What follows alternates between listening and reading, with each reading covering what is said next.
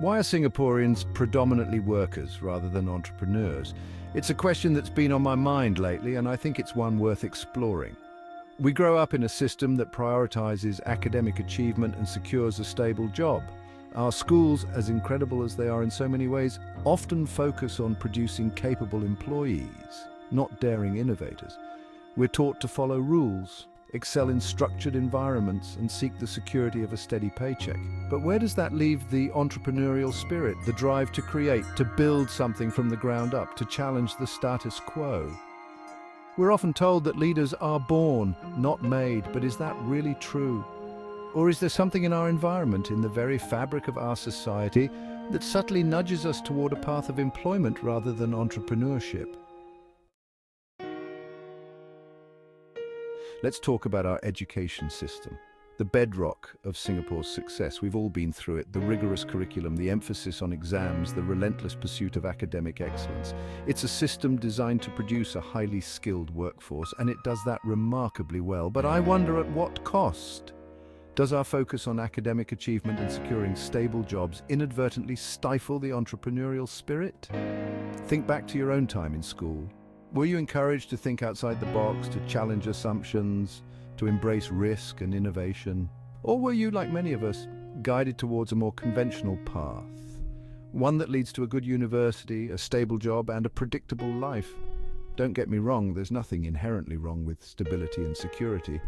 But a society that solely values these virtues risks stifling the very innovation that drives progress and economic growth. We need to ask ourselves, are we nurturing a generation of risk-averse employees or fostering a new wave of bold entrepreneurs? Perhaps it's time to reevaluate our definition of success. Is it solely defined by academic achievements and a secure job, or is there room for creativity, innovation, and the courage to forge your own path? The answer, I believe, lies in finding a balance. We need to preserve the strengths of our education system while injecting it with a dose of entrepreneurial spirit. We need to teach our children not just how to excel in the existing system, but also how to create new systems, to challenge the status quo, to become the innovators and job creators of tomorrow. Leadership plays a pivotal role in shaping a nation's trajectory. We often look up to our leaders, seeking guidance and inspiration. But what happens when leadership itself lacks a certain entrepreneurial zeal? In Singapore, our leaders have undoubtedly done a remarkable job in transforming the nation into an economic powerhouse. But I can't help but wonder, are we pushing the boundaries of innovation and entrepreneurship enough at the highest levels? Entrepreneurial leadership isn't just about starting businesses. It's about fostering a culture of risk-taking, embracing new ideas and challenging the status quo. It's about inspiring a nation to dream bigger, to think beyond incremental improvements, and to strive for groundbreaking innovation. Look at the world's most innovative nations, the United States, Israel, Japan. They're led by individuals who understand the power of entrepreneurship, who champion creativity and risk-taking, and who foster an environment where failure is seen as a stepping stone to success. So, what kind of leadership do we need to cultivate a thriving entrepreneurial ecosystem in Singapore? We need leaders who are willing to challenge conventional wisdom, who are not afraid to embrace risk, and who understand that true progress comes from empowering individuals to create and innovate. Public housing is a cornerstone of Singapore's success story.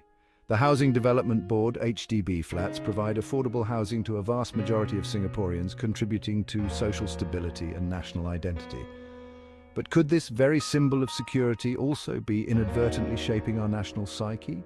Owning an HDB flat is often seen as a rite of passage, a significant milestone in a Singaporean's life. It provides security, stability, and a sense of belonging. However, the financial commitment involved can be substantial, often requiring individuals to prioritize stable jobs with a regular income to meet mortgage payments. While this commitment to homeownership undoubtedly contributes to social stability, could it also be subtly discouraging risk-taking and entrepreneurial pursuits? When a significant portion of one's income is dedicated to mortgage payments, the prospect of leaving a stable job to pursue a risky business venture can seem daunting, if not impossible.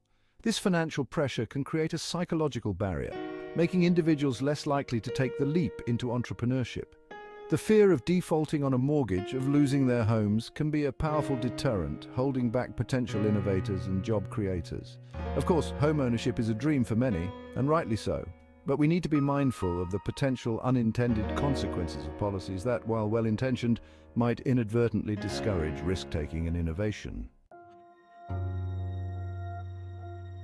Singaporeans work hard, and we often reward ourselves with the finer things in life: luxury goods, designer brands, exotic vacations. While there's nothing inherently wrong with enjoying the fruits of our labor, could our desire for material possessions be further fueling the worker mentality? The pressure to maintain a certain lifestyle to keep up with societal expectations of success can be immense. It can trap individuals in a cycle of work and consumption, leaving little room for entrepreneurial aspirations. When we prioritize material possessions over experiences, personal growth, and the pursuit of our passions, we risk becoming slaves to our desires. We become trapped in a system where our primary motivation is to earn more, to buy more, perpetuating the worker mentality. Imagine the possibilities if we were to redirect some of that energy and resources towards entrepreneurial pursuits. Instead of working tirelessly to afford the latest luxury handbag, what if we invested that money in our own businesses, in our own ideas? Breaking free from the golden handcuffs of materialism requires a shift in mindset. It's about defining success on our own terms, prioritizing experiences over possessions, and recognizing that true fulfillment comes from pursuing our passions, not chasing material wealth. Let's face it, starting a business is inherently risky. It requires significant upfront investment, often with no guarantee of immediate returns. For young graduates saddled with student loans and facing a competitive job market, the financial risks of entrepreneurship can seem insurmountable. The lack of a regular paycheck, the uncertainty of future income, and the potential for financial loss can be daunting prospects for anyone, especially those just starting out in their careers. It's no wonder that many opt for the relative security of a stable job, even if it means sacrificing their entrepreneurial dreams. Moreover, access to funding remains a significant challenge for aspiring entrepreneurs in Singapore.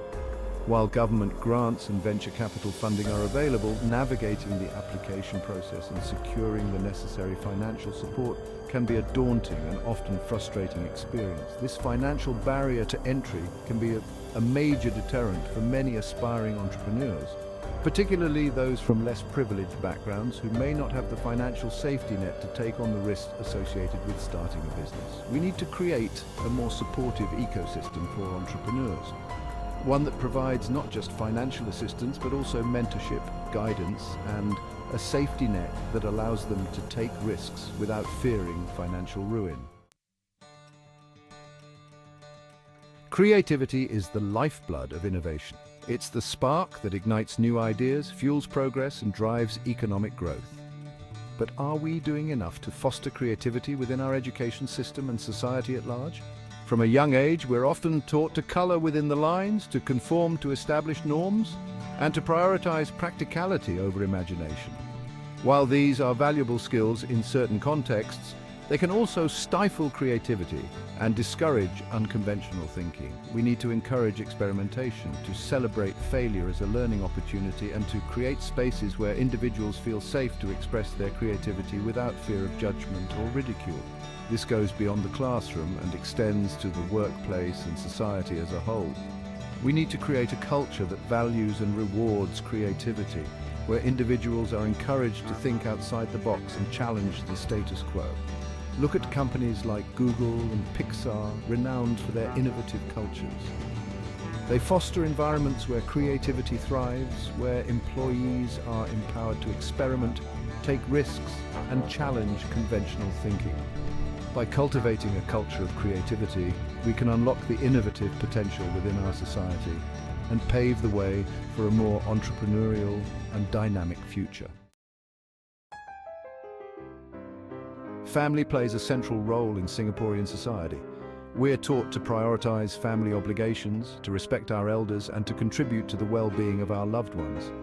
While these values are admirable, they can also create challenges for aspiring entrepreneurs. The decision to pursue entrepreneurship is not one made in isolation. It impacts families, often requiring significant sacrifices from spouses, children, and extended family members. The long hours, the financial instability, and the emotional roller coaster that comes with starting a business can take a toll on family life. This can create pressure on individuals to prioritize family obligations over their entrepreneurial aspirations, particularly if they are the primary breadwinners.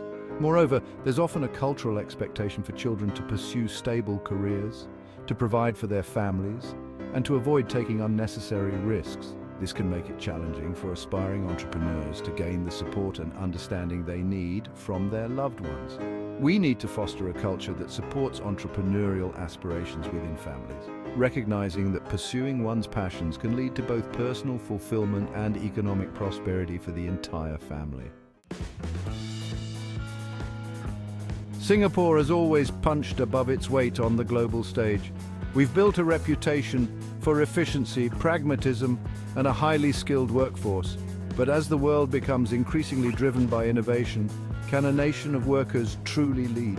To remain competitive in the 21st century, we need to move beyond being a nation of skilled workers and embrace our entrepreneurial potential. We need to become a nation of innovators, of creators, of risk-takers who are not afraid to challenge the status quo. This requires a fundamental shift in mindset, a move away from the comfort of stability and towards the excitement of the unknown. It requires us to embrace failure as a learning opportunity and to view risk-taking as essential for progress.